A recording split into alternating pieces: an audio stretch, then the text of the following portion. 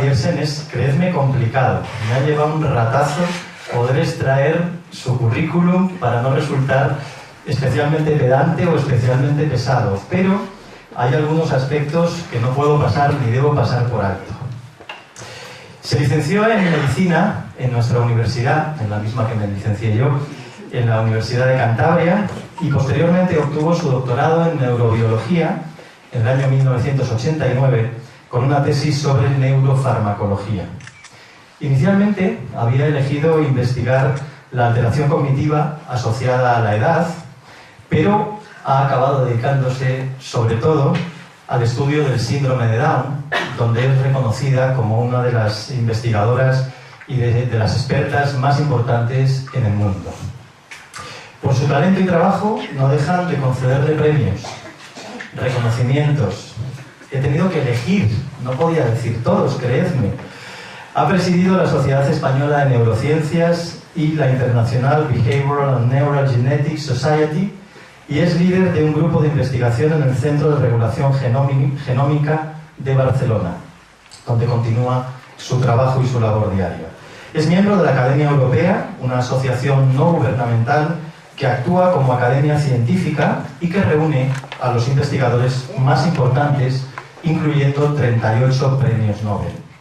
Diersen es la única científica española en el campo de las ciencias del comportamiento y una de las pocas mujeres que integran esta academia. Es además parte del jurado en 2 ediciones del Premio Princesa de Asturias de Investigación Científica y Técnica. Y entrando en sus galardones, los más destacados son el Premio Nacional de Pensamiento y Cultura Científica, otorgado por la Generalitat de Cataluña, por su compromiso social y su capacidad de emprender y liderar iniciativas culturales a favor de las personas afectadas por síndrome de Down. Es también ganadora del premio Jaime Blanco de la Fundación Síndrome de Down de Madrid, del segundo premio Laura Iglesias de Divulgación Científica, del premio Ramón Trías Fargas, del David and Hailey Mahoney Award y el Sisley Lejeune Award, entre otros. Pertenece a numerosos comités editoriales de revistas internacionales y como divulgadora publicó en el año 2016 el libro El cerebro artístico, la creatividad desde la neurociencia, el cual os recomiendo. Y por si fuera poco, Mara saca tiempo, ganas, pasión para estar aquí, para divulgar, para dar a conocer su labor, para poder acercar al gran público la tarea de los investigadores, gracias a los cuales nuestra vida es un poco mejor. Considera que el saber es capaz de mejorar el mundo y que el conocimiento debe ser patrimonio de todos. Y por eso hoy vamos a intentar robarte una parte de tu conocimiento para irnos a casa un poquito más llenos dentro de más o menos 1 hora y media. Lo primero, Mara, mil gracias por venir. Pues mil gracias por invitarme.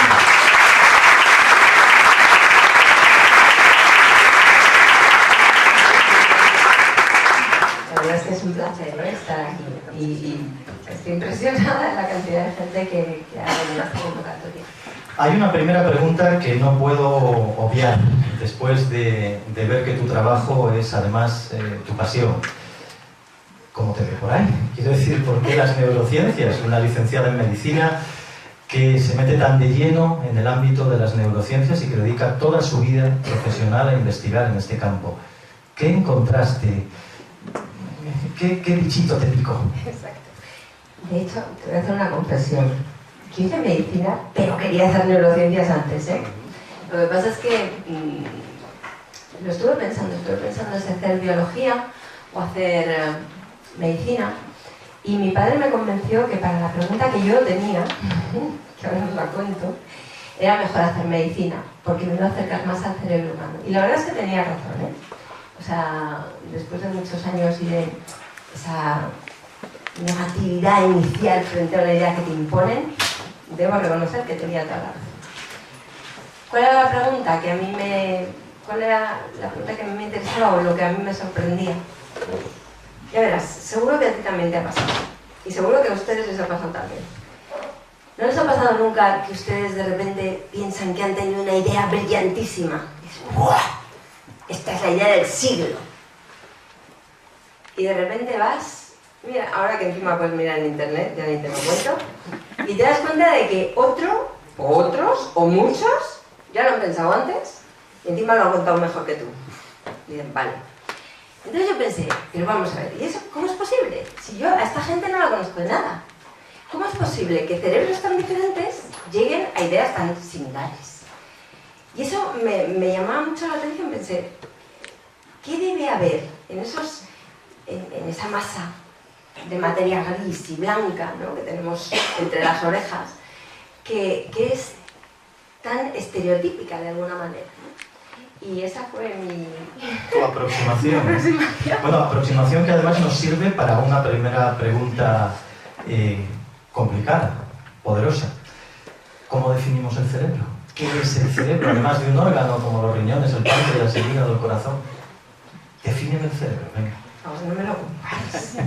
Vamos, perdón si hay algún hepatólogo en la sala o algo. Que no se dé por ofendido. Exacto. Pero vamos, una comparación.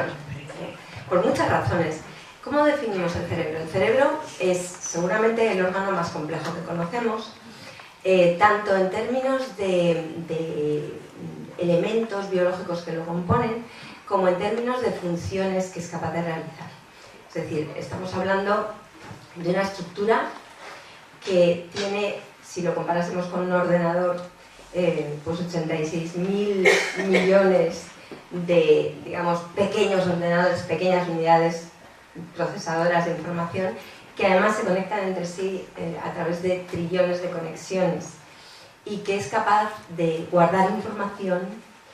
En términos informáticos, pues estaríamos hablando del orden de petabytes, ¿no? Y en términos de eficiencia energética estaríamos hablando de que gasta lo que una bombilla. Imagínate un supercomputador que fuera capaz de procesar toda esa información, la cantidad de energía, bueno, gigavatios tendría que ser lo que utilizase, ¿no? Entonces, desde ese punto de vista, quizá lo que podemos decir es que es la estructura más compleja que existe, que es capaz de almacenar experiencia y de programar comportamientos.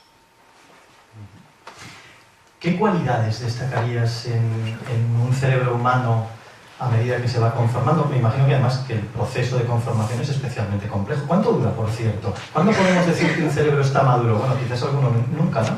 Pero, bromas aparte, ¿hay un momento cronológico en que podemos decir maduración cerebral? Esto ya no da para más. Eso es difícil decirlo, ¿eh? Que eso no da para más, es difícil decirlo porque tenemos una propiedad del cerebro que, si quieres, luego podemos hablar de ella, que es la plasticidad, que es la capacidad de adaptarse al medio y de cambiar la estructura y la función de ese órgano, ¿no? Fíjate, si hablamos del cerebro humano, estamos hablando de una estructura en la que la mayor parte de la maduración se produce a nivel postnatal. Es decir, nuestra especie nace con un cerebro muy inmaduro. Y todo lo que es la formación de los mapas de conectividad, es decir, cómo se conectan las neuronas, porque en el cerebro, yo siempre pongo el mismo ejemplo, es como en la vida. Lo más importante son las conexiones. ¿Dónde, cuándo y con quién las hagas? Bueno, pues en el cerebro igual. Y eso pasa a nivel postnatal y pasa en función de la experiencia. Eso hace que nuestro cerebro sea mucho más adaptable que el de otras especies. Y eso hace que requiera un tiempo de maduración mucho más largo. Entonces, fíjate, antes se hablaba de los periodos críticos. Seguro que todo el mundo ha oído hablar del periodo crítico y tal, y después del periodo crítico ya, ¡guau! O sea, si no le pones Mozart a tu niño en los 3 primeros meses, lo has liado. Eso no es verdad. Y de hecho ahora sabemos que hay estructuras como la corteza prefrontal que casi tardan 30 años en madurar del todo. Y como tú decías, a alguno no le madura en la vida. Pero bueno, no vamos a mencionar a nadie para que dé la corrección. Pero finalmente tú necesitas unas 2 décadas para terminar de desarrollar el cerebro. Y lo más interesante es que además el desarrollo está a la expectativa de experiencia. Lo que sabemos es que durante el desarrollo, si tú no recibes estímulos, esas neuronas que se han generado en exceso se pierden. Y lo mismo pasa con las conexiones. Hay un exceso de conexiones. Y eso hace que haya habilidades curiosísimas, como que, por ejemplo, cuando uno es pequeño, es capaz de reconocer sonidos de cualquier idioma. Los niños japoneses diferencian la R de la L. Los niños castellano parlantes que viven en Cataluña diferencian la E abierta, esta catalana, de la... Bueno, eso a los 4 meses, si no hay una continuación de esa experiencia, se pierde. Y eso tiene una consecuencia directa sobre, por ejemplo, hasta qué edad puede ser el aprendizaje de un lenguaje, un nuevo idioma, perfecto, ¿no? Por eso nos cuesta más aprender idiomas cuando somos adultos, ¿no? Además de esa plasticidad de la que hablabas, ¿qué otras cualidades, qué otras capacidades serían especialmente destacables para hacer del cerebro un órgano tan complejo, pero además tan apasionante? Es que el cerebro humano, si empezamos a nombrar propiedades, a mí me parece que no acabaríamos, porque fíjate, simplemente la cantidad de información que almacenamos. Es decir, la memoria. Seguro que si empezamos a preguntar aquí, la gente se empieza a acordar de cosas y puede estar horas y horas y horas, bueno, algunos más, ¿no?, hablando de lo que se acuerdan. Esa capacidad de guardar información y de reutilizarla y de utilizarla además para adaptar nuestra conducta al medio, a mí me parece que es impresionante y es muy superior a la de otras muchas especies. Además, se guarda en diferentes sabores y colores, ¿no? Tenemos distintos tipos de memoria que se guardan en regiones cerebrales diferentes. Además de eso, cosas como la consciencia, el lenguaje, todo lo que nos diferencia un poco de otras especies y que ha surgido del desarrollo de nuevo de estructuras cerebrales que prácticamente no existían. Es decir, si uno compara cerebros de diferentes especies, lo que ves es que, me aprovecho ya que tengo aquí la imagen, que esta zona, que es la más posterior, que es la más antigua, realmente en el cerebro humano prácticamente está cubierta por esta zona que es la neocorteza, que es la más moderna. Y la corteza humana, comparada con la de otras especies, tiene muchas más regiones que no están específicamente dedicadas a ninguna función, ni a la función motora, ni a la sensorial, sino que son áreas de asociación. Eso nos confiere unas propiedades como seres humanos muy diferentes y muy especiales comparadas con las de otras especies. Antes hablabas de la unidad básica de la neurona, ¿no? Si somos capaces de entender la neurona, si somos capaces de entender el funcionamiento neuronal, ¿somos capaces de entender el cerebro? Eso es lo que nos creíamos todos los neurocientíficos que nos dedicábamos a estudiar la neurona del Parkinson, la neurona del Alzheimer y demás. No. De hecho, ahora lo que sabemos es que nuestro cerebro funciona por redes neuronales. Es decir, es más intentar comprender la función de las redes neuronales que la de las neuronas únicas. En una neurona única, per se, no está la consciencia. Es decir, la neurona, como sabes, tiene una serie de propiedades eléctricas, todas las células, porque tienen una composición química en el interior diferente que en el exterior, pues tienen una pequeña carga eléctrica. Las neuronas se han conformado de manera que esa carga eléctrica puede generar una corriente que puede transmitirse. Pues esa transmisión de la información en forma electroquímica, ¿no?, que es como se hablan las neuronas entre sí, es lo que finalmente produce pues, la cognición. O sea, podríamos decir que es una propiedad emergente. A ver, ¿sabéis lo que es una propiedad emergente? Algunos sí. ¿Otros? Vale. Una propiedad emergente es algo que surge de un sistema, pero que no se puede explicar por las propiedades de cada uno de los elementos del sistema. Por ejemplo, ¿alguno habéis estado en el fútbol? Seguro. En algún partido. Y si no, lo habréis visto. ¿Habéis visto hacer la ola? ¿Habéis visto hacer la ola? ¿Hacemos la ola? Vamos a hacer la ola. Venga, vamos. Empezamos por ahí, venga. A ver, venga. Así. Bien. Además, moverse generando las neuronas, que lo sepáis. Lo digo porque así uno aprovecha, ¿no? Y ya vamos a hacer un poco de neurogénesis ahora. Como la ola es una propiedad emergente. En realidad daría lo mismo que en lugar de estos señores que hay aquí, hubiera otros. La ola seguiría siendo la ola, ¿vale? Evidentemente necesita que haya gente, pero daría lo mismo que esta señora fuera de verde, por ejemplo, ¿no? Seguiríamos teniéndola. Bueno, pues eso sería una propiedad emergente, es decir, esa oscilación que se genera Es la misma oscilación que nosotros, por ejemplo, podemos detectar cuando ponemos electrodos sobre el cráneo, ¿no? Cuando hacemos un electroencefalograma y no lo tenemos claro, algunos pues lo que vemos es esa actividad eléctrica que surge de la sincronización de grupos neuronales, de asambleas neuronales se llaman, en circuitos neuronales solapantes. Y debajo de esas asambleas está la química pura y dura, están los neurotransmisores que son poderosísimos a la hora de controlar nuestro ánimo, nuestra ansiedad. Si tuvieras que quedarte con alguno, ¿con cuál te quedarías? Si tuvieras que llevarte alguno para casa. A ver, tú me ves a mí. ¿Tú con qué crees que yo me quedaría? Pues con la dopamina. Normal. ¿Por qué? Dice, porque la dopamina es el neurotransmisor del placer. Es decir, yo qué sé, cuando se ha estudiado, muchos científicos que han estudiado pues, el amor, ¿no? Bueno, pues lo que han visto es que la flecha de Cupido en el cerebro se clava en un área que se llama el área tegmental ventral, que tiene un nombre horroroso, pero que lo que tiene son neuronas que liberan dopamina. Tiene forma de corazón. Ahí estamos. Bueno, es verdad, en ese sentido es más mono. Pero vamos, el nombre la verdad es que no está muy bien escogido. Entonces, de hecho, yo siempre digo es que, ¿sabéis esa canción que había cuando yo era pequeña? Había una canción que decía, te sube la bilirrubina cuando te miro y no me miras. No sé qué. Ahí está. Pues se equivocaba. Te sube la dopamina.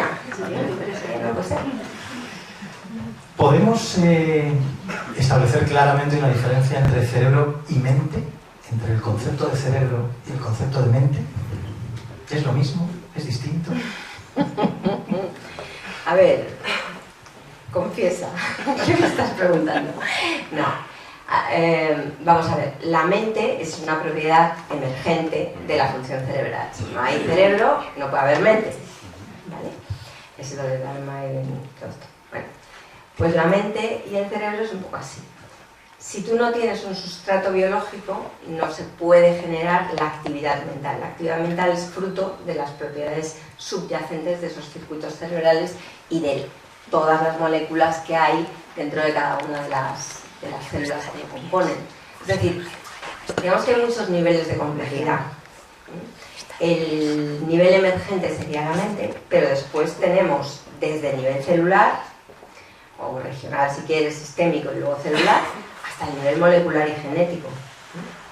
Lo que pasa es que los grados de libertad que tenemos son bastantes más gracias a esa plasticidad que los que tienen otras especies. O sea, somos menos deterministas en ese sentido. A algunas personas les interesa si realmente hay mucha diferencia entre el cerebro de hombres y de mujeres, morfológicamente. Somos tan distintos porque, además, siempre estamos en el tópico, ¿no? de esas diferencias que casi todo el mundo acepta. Y ¿esto es así o al final es una leyenda urbana? Bueno, a ver, claro que somos diferentes, yo creo que está claro. Y hay algunas de esas diferencias que tienen una justificación biológica y hay otras que tienen una justificación cultural. Es decir, no todo es que sea la biología la culpable, sino que también el entorno social en el que nos movemos es responsable de algunas de esas diferencias. Digamos que a mí, evidentemente hay regiones que son dimórficas, que tienen un dimorfismo sexual y ya está. Pero a mí quizá lo que me preocupa más no es tanto que seamos diferentes, sino que uno, no se aproveche esa diferencia ni esa diversidad, y dos, que se utilice como justificación para discriminar. Eso sí que no me parece bien y además no tiene ninguna justificación, no hay ningún argumento biológico que justifique esa discriminación. Y de hecho, antes se decía que es que las mujeres eran menos inteligentes o no sé qué, y se les daban peor las matemáticas. Bueno, todo eso sí que son leyendas urbanas generadas pues para producir esa discriminación, ¿no? Lo mismo que hablamos de las mujeres, podríamos hablar de cualquier otro elemento. Es decir, a mí me parece que la diversidad es lo que enriquece. Si yo lo que hago es coger siempre a los que son iguales que yo, las soluciones que van a dar son las mismas que yo doy y no avanzaremos. Antes hablabas de lo importante que son esas primeras etapas en el desarrollo neurológico, en el desarrollo cerebral. ¿Podemos hacer algo especialmente desde el ámbito educativo? No me refiero desde los colegios, sino desde nuestro rol de educadores, ¿no? ¿Podemos hacer algo para estimular especialmente ese cerebro? Se habla mucho de estimulación temprana, sobre todo en niños con algunas dificultades. ¿Eso sirve realmente de algo? ¿Nuestro cerebro es entrenable y cuanto antes le empecemos a entrenar mejor? Desde luego sí que sirve. Quiero decir, los programas de intervención temprana son muy importantes. Yo creo que tampoco hay que obsesionarse y hemos pasado, ¿no? En nuestro ámbito cultural, desde cuando yo era pequeña, como mucho, bajabas a jugar al patio, o bueno, vale, a lo mejor ibas a clase de idiomas, a que ahora, vamos, que hay un programa que hay un ministro, ¿no? Entonces, eso tampoco es, porque de hecho, digamos, la mejor estimulación para un cerebro humano es la estimulación social. Dentro de esa está la familiar, lo que aprendemos de nosotros mismos, ¿no? De nuestro entorno familiar. De todas formas, sí que es verdad que los primeros años de vida son muy importantes y tú has hablado del sistema educativo. Yo creo que lo primero que tendríamos que hacer era cambiar completamente nuestro sistema educativo, que además no ha incorporado nada de lo que sabemos de neurociencias. Y seguimos teniendo a los niños sentados 27 horas soltándoles información, cosa que está demostrado que no es útil.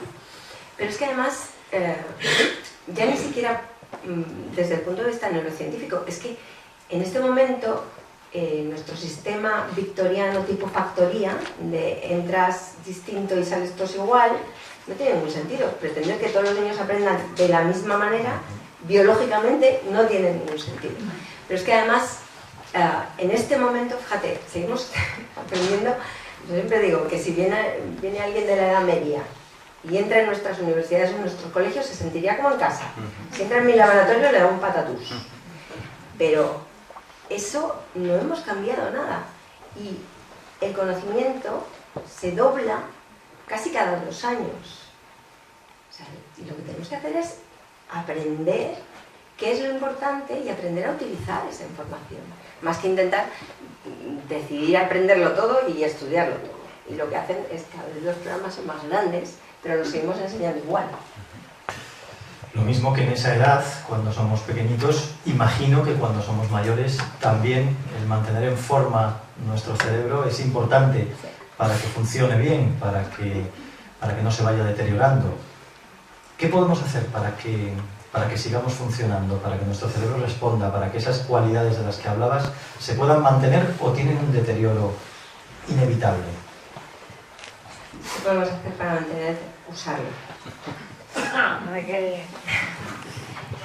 Mira, hay una cosa que se llama reserva cognitiva, que no es que sea la panacea, evidentemente hay un proceso biológico, es decir, hay un declive cognitivo asociado a la edad que viene determinado pues, por un proceso de decaimiento de la función cerebral.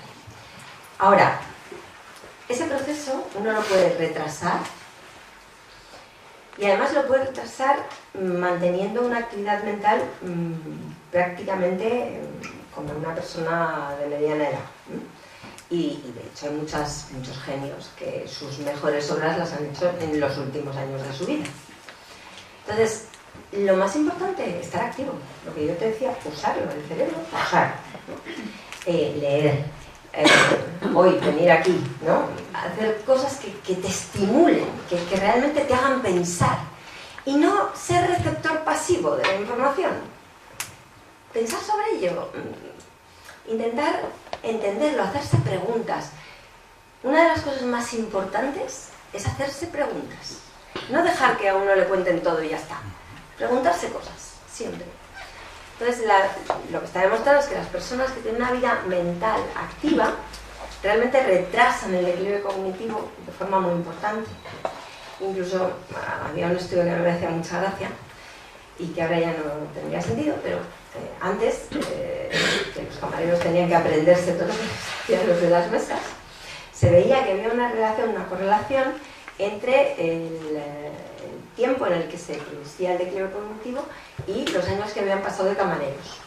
O sea, había un efecto protector. Ahora como llevan la PDA esta, mira, nada. Y lo mismo con los taxistas de Londres, que se veía que como tenían que aprenderse un montón de calles, pues el hipocampo tenía un volumen, que es una región del cerebro que se encarga de guardar nuevas memorias, pues tenía un volumen mayor. Es que miro a Carlos y claro, le hablo como si fuera médico. y entonces, eso realmente luego tenía una correlación también a nivel conductual. Pero ¿qué pasa? Que ahora como llevamos todo el GPS, bueno, pues ahora ya no lo tenemos. Pero no todo lo que brilla es oro, porque el cerebro también nos juega malas pasadas. Nos hace percibir las cosas de una manera distorsionada. No nos podemos fiar de él en determinados momentos. Venga, demuéstranoslo. Vale. Bueno, esto es que vamos a haceros unos experimentos, pero necesitamos que los hagáis con nosotros, ¿eh? Entonces, lo que ha dicho Carlos, que da la razón. Fijaos, ¿qué hemos dicho antes? ¿De qué hemos hablado? ¿Me puedo poner de pie? Sí. Es que yo además soy un poco hiperactiva y eso está sentada mucho rato. Bueno, fijaos, antes hablábamos de las asambleas neuronales, ¿vale? Y entonces aquí están las asambleas neuronales. Son los grupos estos de neuronas que sincronizan su actividad. Estas rayitas que veis serían las descargas eléctricas, ¿vale? O sea, de hecho todos, si ahora, yo si ahora toco a Carlos no me va a dar calambre, creo, pero si le pusiera un electrodo en la cabeza, pues sí que detectaría unas pequeñas ondas eléctricas, ¿vale? Esas ondas eléctricas son las que finalmente, cuando están sincronizadas, producen que percibamos el mundo como lo percibimos. ¿De acuerdo? Claro, eso está muy bien, pero todos sabéis que cada uno ve el mundo de una manera, ¿eh? Frente a lo mismo, ¿verdad? Yo, por ejemplo, cada vez que le mando a mi marido a cogerme el jersey melocotón, me trae el naranja. Y yo le digo que no. ¿Tú no ves que esto no es melocotón? Pero melocotón es un color. Que conste que las mujeres somos tetracrómicas, por eso vemos más colores. No todas, pero... Sin duda alguna. Bueno, entonces, un poco la idea es que nosotros no... El cerebro no es una caja como una cámara de fotos, ¿vale? Que recoge la información y la reproduce de forma fidedigna, sino que nosotros somos participantes activos. Entonces, fijaos, es muy cortito, pero dejadme que os cuente un poquitín. O sea, de entrada, lo que veis no es lo que hay, ¿vale? O sea, no veis toda la realidad, veis solo un cachito de realidad. Hay otras especies que ven más cosas que nosotros, bueno, perciben más cosas que nosotros. Por ejemplo, los pájaros utilizan las ondas electromagnéticas o las tortugas, ¿no?, para hacer sus migraciones. Nosotros, si pudiéramos detectar las ondas electromagnéticas, el tontón se habría muerto hace tiempo y el Google Maps no existiría. Pero no lo tenemos. O hay otros que pueden detectar el calor, o sea, hay muchos tipos de información. De hecho, por vosotros ahora están pasando las ondas de Telecantabria, ¿verdad? Y vosotros ni os enteráis. Y de hecho hay gente que ahora se pone unos receptores especiales para percibir, es lo que se llama la realidad aumentada, ¿no? Para percibir algo que sus receptores propios no pueden percibir. Como por ejemplo hay una fundación en Barcelona que se llama la Fundación Cyborg, y estos te ponen el sensor de lo que quieras. Hay una señora que creo que se ha puesto de terremotos, no sé para qué, pero bueno, es lo que hay. Bueno, total, que entonces, lo que nosotros percibimos es solo una parte de la realidad. Eso que decimos, la realidad objetiva, ¿vale? Bueno, pues es solo una parte. Aquí hay mucho más de lo que estáis percibiendo. Segundo, además, nosotros la filtramos. Lo de la atención y tal. Bueno, aquí están pasando muchas más cosas de las que vosotros creéis. Y de hecho, cuando salgáis, pues a lo mejor si venís así en conjunto, en pareja, sobre todo si es pareja de chico o chica, uno dirá, pues te has fijado en no sé qué, y el otro dirá, pero ha dicho esto. ¿Sí o no? Bueno, y al final hay una cosa que es que nosotros, a pesar de todo eso, estamos convencidos de que lo que vemos es la realidad. ¿Sí o no? Si no, aquí hay psiquiatras también, y o sea que si tenéis algún problema de eso, pues nada. Bien, fijaos, para empezar, vemos en dos dimensiones. Vemos así. Y creamos la tercera dimensión por unos movimientitos que hacen nuestros ojos sin que nos demos cuenta, que se llaman sacadas, ¿vale? Entonces eso genera en nuestro cerebro, crea la ilusión de que estamos viendo en 3D, pero en realidad nuestra retina ve en 2D. Segundo, además, lo único que veis enfocado en este mundo, vosotros queréis que veis enfocado todo, ¿verdad? Pues lo único que veis enfocado en este mundo, ya veréis, poneros el dedo ahí. Así, venga, todo el mundo. Miraros la uña. Eso es lo único que veis enfocado. ¿Verdad? Entonces, fijaos bien. ¿Verdad que veis que los que veis, aquellos no van a ver nada, pero bueno, ¿verdad que veis que esta imagen está más pixelada que esta? Sí, sí. Vale, pues ahora mirad al punto del medio fijamente y me contáis si veis alguna diferencia entre las imágenes. No vayáis mirando a una y a la otra, mirad solo al punto del medio. ¿Vale? Bueno, ¿verdad que las veis iguales de pixeladas? Pues eso, es por eso, porque cuando las miráis así, entonces ya rompéis la ilusión. Entonces, la otra es la ilusión de adaptación. A ver, si ahora yo os digo, ahora lo voy a decir y vais a decir sí, pero no lo estáis notando. ¿Notáis los pies? Ahora sí, porque cuando yo os lo he dicho, los pies están ahí y ¿para qué va a tener que gastar el cerebro energía en acordarse de que tiene ahí los pies? Si ya lo sabe, ¿no? Pero cuando yo os lo digo, hacéis triqui-tri, triqui-tri, ¡ay sí, tengo pies! Bueno, pues vamos a hacer una ilusión de adaptación. Fijaos, ¿veis que hay bolitas de colorines aquí? Vale, mirad el punto del centro, sin quitar la vista del punto del centro. Estos son como trucos de magia, me encantan. Sin quitar la vista del punto del centro. Desaparecen, ¿eh? Desaparecen, ¿verdad? Esas son las ilusiones de adaptación. ¿Vale? Esta es otra ilusión de adaptación un poco más desagradable que no os recomiendo que hagáis. Pero vamos, las que hacen los paquines. Fijaos, la otra es que funcionamos por comparación. Y yo creo que aquí ya lo dejamos si quieres. Funcionamos por comparación, ¿vale?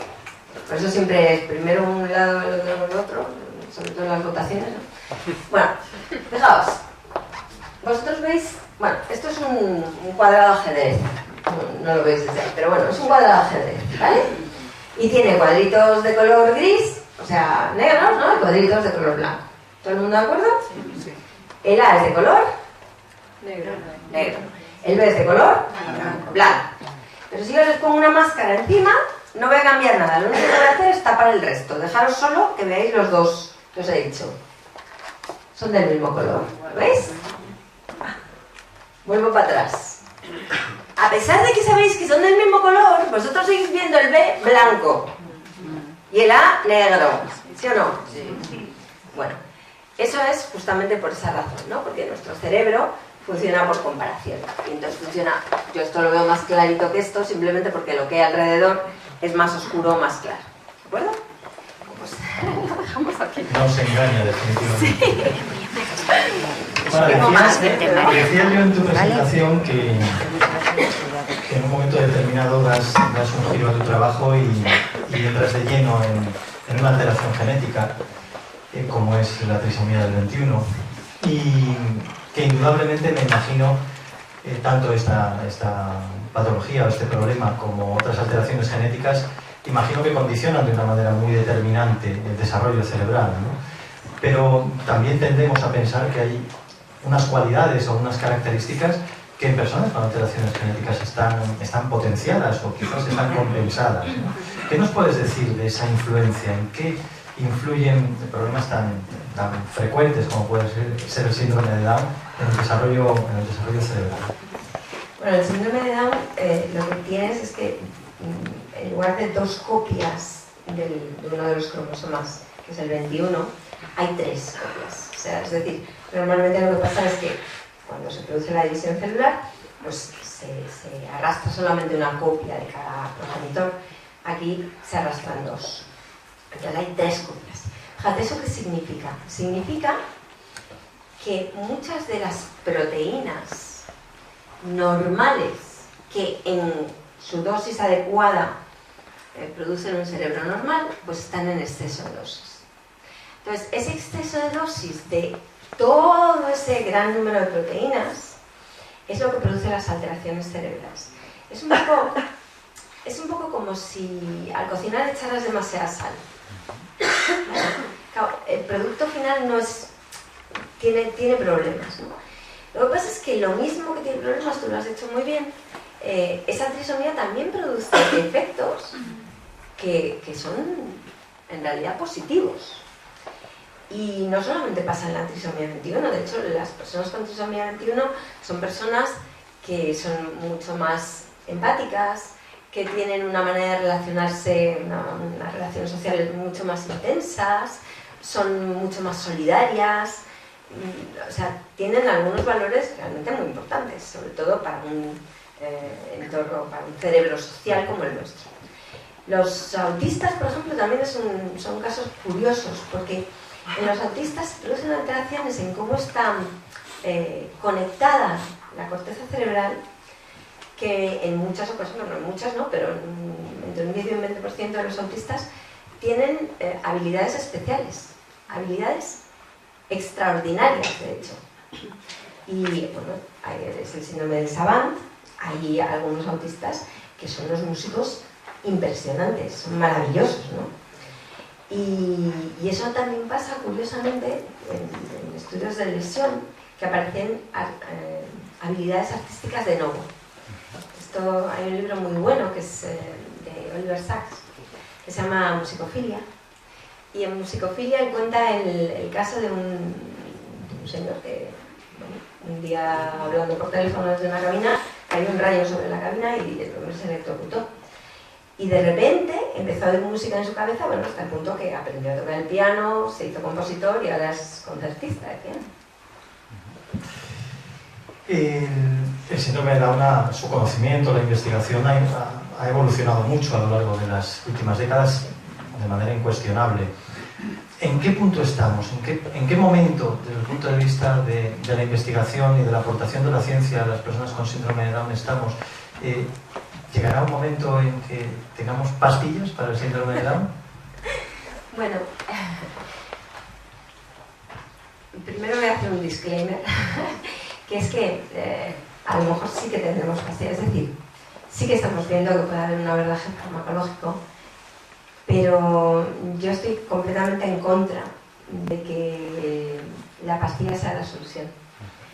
Y luego te explico por qué. Pero fundamentalmente lo que ha pasado en el síndrome de Down es que hemos pasado de no tener ningún modelo a tener una serie de modelos animales en los que podíamos investigar los mecanismos neurobiológicos. El problema que tenemos los neurocientíficos es que cuando no hay modelos experimentales, nosotros nos tenemos que basar en el estudio de cerebros post-mortem o en el estudio in vivo con herramientas, bueno, pues que todavía no están del todo bien desarrolladas, ¿no?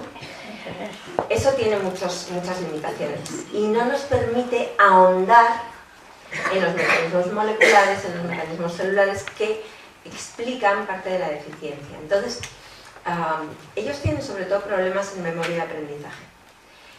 Y eso nosotros fuimos capaces de ver que se podía recapitular simplemente poniendo en exceso de dosis uno de los genes que están entre esos 300 y pico que tienen el cromosoma 21 duplicado, ¿no? ¿Eso que nos proporcionó? Pues claro, si tú tienes que corregir la sobredosis de 300 genes es muy complicado. Pero si solo es uno, si encuentras uno que es más importante, es mucho más fácil. Entonces, justamente ahora acabamos de publicar el año pasado en Lancet Neurology un trabajo en el que demostramos que mediante una molécula que está en el té verde y que lo que hace es normalizar la dosis, la función de uno de esos genes muy importantes que se llama TIRC1A, tiene un nombre así muy raro, pero bueno, que al final es una quinasa. Una quinasa, para los que no sois biólogos, una quinasa es una proteína, es una enzima que lo que hace es añadir grupos fósforo en otras proteínas. Y diréis, bueno, ¿en qué? Pues eso es como, en biología sería como un interruptor. Entonces sería como que yo enciendo o apago cascadas moleculares que hacen cosas, luces que hacen cosas en la célula.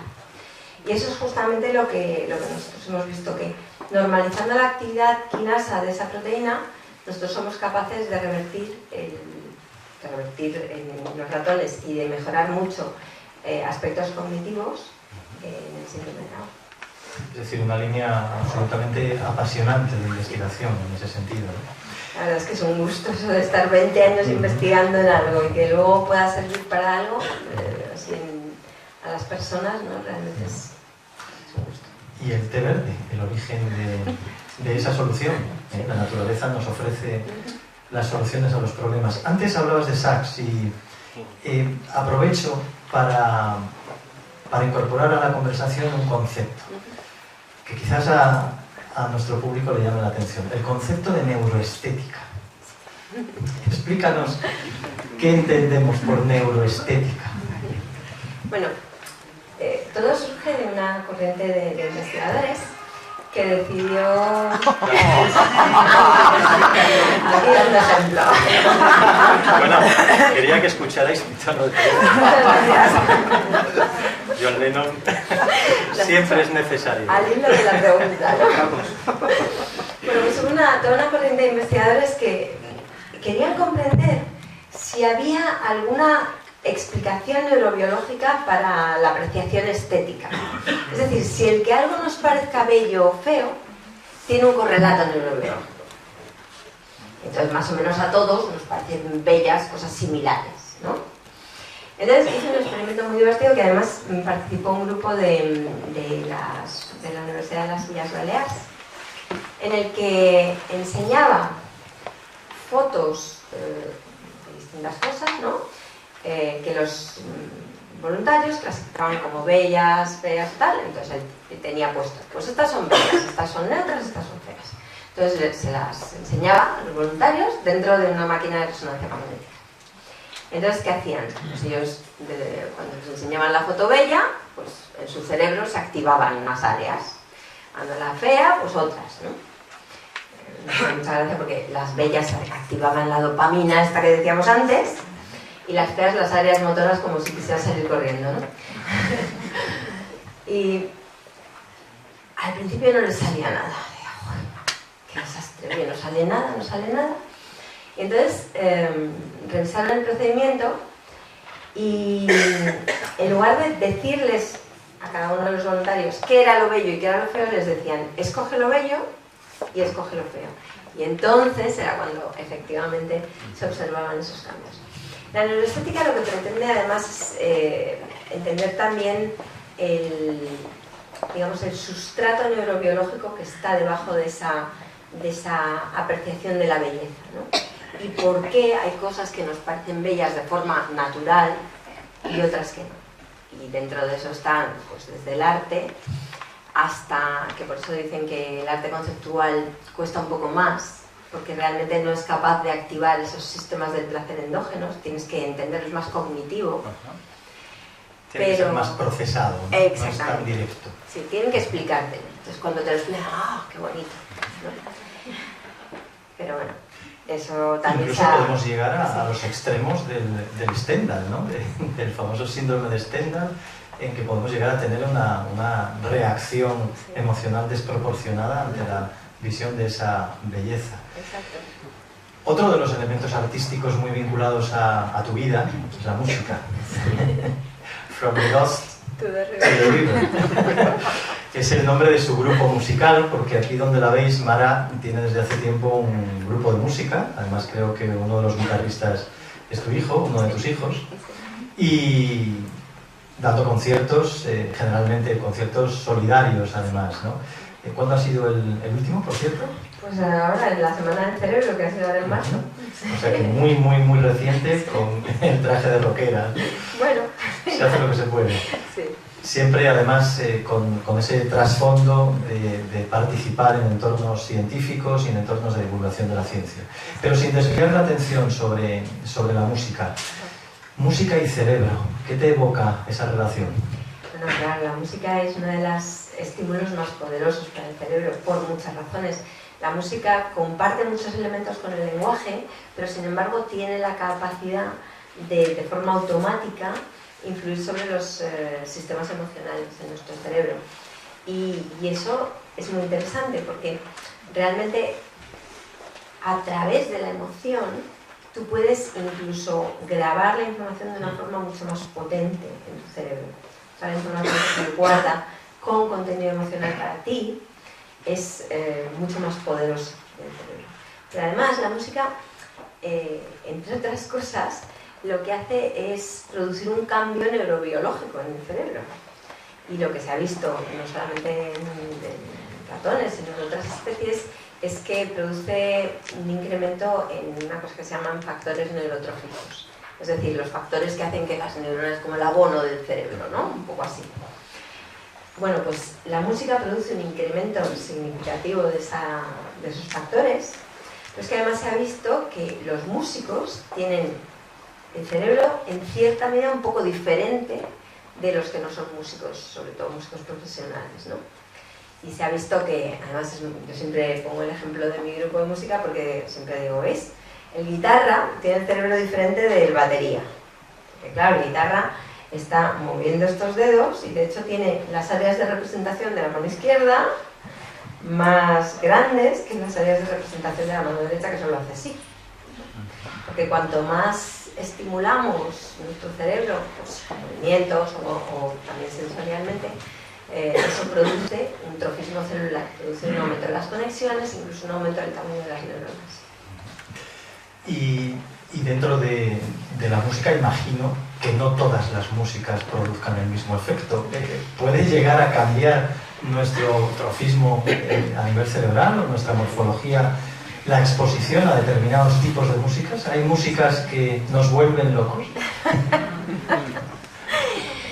Bueno, ahí hay varios trabajos que sustentan esa hipótesis. De entrada, sabes que hay muchos trabajos que empezaron en los 90 en los que se veía que la exposición a determinados tipos de música, ellos utilizaron la música de Mozart, pero luego se ha visto que también funciona con Bach o con otros compositores, y lo que producía era un efecto muy significativo sobre determinadas habilidades cognitivas. No es que por escuchar música tú vayas a ser más inteligente en general, pero sí que algunas habilidades concretas se potencian.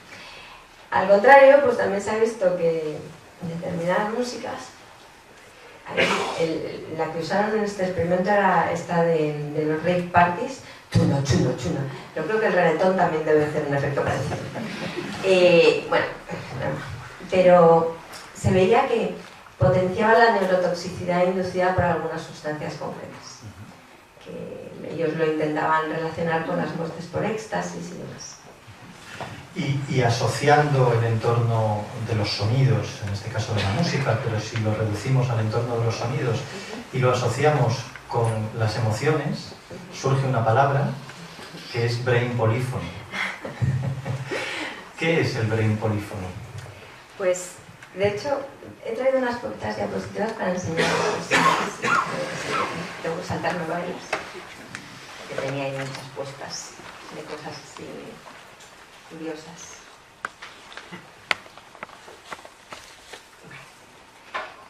A ver, brain polyphony es... a ver si pues, ya te digo yo que tengo mi identidad aquí. Ahí sale. Brain polyphony. Esto es un proyecto que hacemos en el laboratorio. Y me vuelvo a levantar. Vamos a ver. Y se basa en lo siguiente. Se basa en utilizar este tipo de electrodos que os he dicho antes, que pueden registrar la actividad eléctrica, sobre todo en la parte más externa de nuestro cerebro, ¿vale? Y utilizarlos para generar una serie de informaciones que luego se pueden pasar al ordenador. Esto es un poco lo que os contaba antes. Si aquí tenemos esta idealización de las neuronas, ¿no? Y estos serían los puntos de contacto entre ellas, que se llaman sinapsis, esos contactos que decíamos. Don Santiago Ramón y Cajal los llamaba besos protoplasmáticos. Pero ahora hemos perdido la poesía. Total, que estas neuronas, digamos que se comunican a través de estas señales eléctricas, esos potenciales de acción, que yo puedo registrar, ¿vale? Y que producen estas ondas eléctricas. Claro, lo que tenéis que pensar es que nuestro cerebro, cuando nosotros estamos realizando una tarea, activa determinadas áreas cerebrales. En realidad usamos todo el cerebro, pero sí que es verdad que, por ejemplo, cuando producimos un movimiento, se activan áreas concretas de nuestro cerebro y nosotros podemos registrar esas áreas. Y de hecho, estas áreas se descubrieron porque un fisiólogo se dedicó a registrar, tanto sensorialmente como luego a inducir actividad motora, en toda una región del cerebro que son las áreas sensoriomotoras, ¿vale? Y después vio que había un grupo de neuronas que respondían pues, a la mano o al dedo, ¿no? Cuando tocaba aquí, pues sonaba una neurona ahí arriba, ¿vale? Bueno, pues con eso dibujó esta especie de monstruito que se llama el homúnculo de Penfield, que simplemente las áreas más grandes, o sea, lo que veis más grande es porque hay más parte del cerebro que está disparando cuando yo toco esa parte del cuerpo, ¿vale? Entonces, aquí veis una mano enorme, ¿vale? Porque el área de representación de la mano es más grande que, por ejemplo, el área de representación de la espalda. Podríamos hacerlo, luego si queréis al final podemos hacer un experimento para demostraros que eso es así. Pero bueno, por ahora vamos a hacer otra cosa. Fijaos, ahora lo que vais a ver es vuestro cerebro en acción, ¿de acuerdo? Y lo que quiero que hagáis es que levantéis primero una mano y luego la otra. Pues vamos a ver, fijaos, aquí vamos a meternos dentro de vuestro cerebro, ¿vale? Entonces ahora vais a levantar, cuando yo os diga, la mano derecha, a la derecha. Vamos a levantar, ahora la mano derecha, levantarla, ahí tenéis. Eso es lo que se está activando, ¿vale? Ahora la otra, vamos a hacerlo con la otra, ¿vale? Ahora la izquierda, ahí va, ¿veis? Bueno, pues fijaos, nosotros podemos utilizar esas señales que sabemos que tienen esa representación para, en una persona, en nuestro caso una persona con parálisis cerebral, este es Mark, que es nuestro paciente cero, ¿vale? Pues con un casco nosotros podemos detectar sus movimientos y entonces lo que hacemos es que él, con su mente, con su actividad mental, pues puede, por ejemplo, mover un cubo en un ordenador. ¿Por qué? Porque cuando él se imagina que está moviendo hacia arriba o hacia abajo, en realidad activa las mismas áreas que si de verdad lo moviera, ¿no? Entonces aquí veis como Mark, con su mente, está moviendo este cubo en el ordenador. Simplemente con su mente, con su actividad mental, ¿vale? Pues nosotros tradujimos eso en un proyecto en el que lo que pretendíamos es que estas personas, uno de los problemas que tienen es que no se pueden comunicar. Y hay muchas familias que nunca han oído a su hijo y se comunican de una forma muy básica, ¿no? Entonces, ¿qué queríamos? Bueno, pues hacer un sistema de comunicación alternativa para esas personas, ¿vale? ¿Con qué? Con este casco, que tiene una serie de electrodos, como veis, y se comunica por wifi con el ordenador. Entonces nosotros lo que hacíamos era, primero identificar qué señales en nuestro modelo concreto, lo que queríamos era identificar emociones. ¿Por qué? Porque es lo más importante. Que el paciente pueda decirte, estoy bien, estoy mal, me aburro, me duele, o qué pasa, ¿no? Entonces, lo que hicimos fue ver qué patrones electroencefalográficos correspondían a cada una de las emociones, eso lo hicimos en voluntarios sanos, y luego lo que hacíamos era sonificar esa emoción concreta que nosotros habíamos detectado en el electroencefalograma, ¿vale? Para que o bien la persona hablara o bien pues produjera un sonido, el que fuera. Sonificar simplemente se hace con un sistema de análisis de datos que luego utiliza como los que utilizan los músicos, ¿vale? Para producir música electrónica, pues es más o menos lo mismo. Y como os digo, lo que hicimos fue detectar los distintos patrones de activación en las distintas emociones para que Mark y otras personas pues pudieran comunicarse con sus amigos. Y ahora os voy a enseñar una cosa que hicimos, que fue el concierto este Brain Polyphony, que ha sido lo último que hemos hecho. Ahí lo que hicimos fue coger a 3 personas con parálisis cerebral y para que todos sintieran la misma emoción, porque si no iba a ser un caos, pues les hicimos un vídeo que pasaban distintas cosas. Pues primero había una parte de miedo, otra parte de pues, más alegría y tal. Y lo que registrábamos era la valencia, es decir, si era emoción positiva o negativa, y la intensidad. Y eso ellos lo traducían en música, lo musicalizaban. Así que ellos nos llevaban a través de sus emociones. Aquí veis la valencia y la intensidad, ¿no? Esta es una peli como de miedo. Y este es el sistema que utilizamos, ¿vale? Entonces ahí, bueno, pues había unos músicos también, que bueno, los de mi grupo, que siempre les meto en estos líos, que luego lo sonificaban. Entonces, bueno, aquí veis otro ejemplo. Esto es una peli que es así, y veis cómo la intensidad va subiendo a medida que los hermanos ven al niño y no sé qué. O sea que realmente captura muy bien el estado emocional de la persona. Y eso es el Brain Polyphony. Bueno, auténtica ciencia ficción, ¿verdad?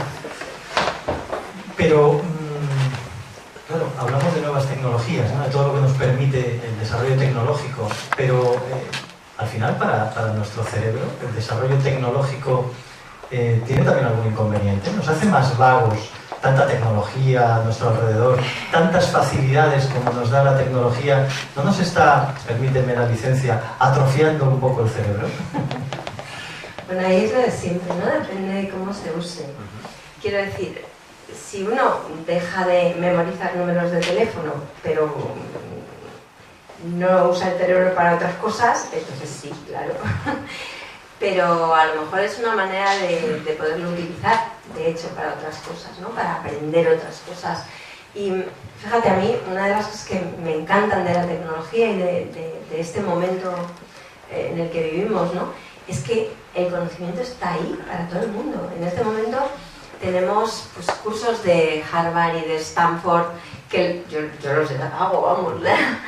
Tenemos el sistema de Coursera, ¿no? El e-learning, que te permite escuchar a los mayores expertos del mundo como si los tuvieras ahí. Entonces, es un poco cómo utilicemos las tecnologías. Lo que pasa es que, como siempre, todo tiene su lado oscuro, eso es verdad. Y evidentemente, si después de que estamos todo el rato chateando, diciendo bobadas por el móvil, lo que hacemos es sentarnos y ver Telecinco, pues sí, efectivamente estamos condenados. Estamos condenados. Bueno, ¿sabéis los...?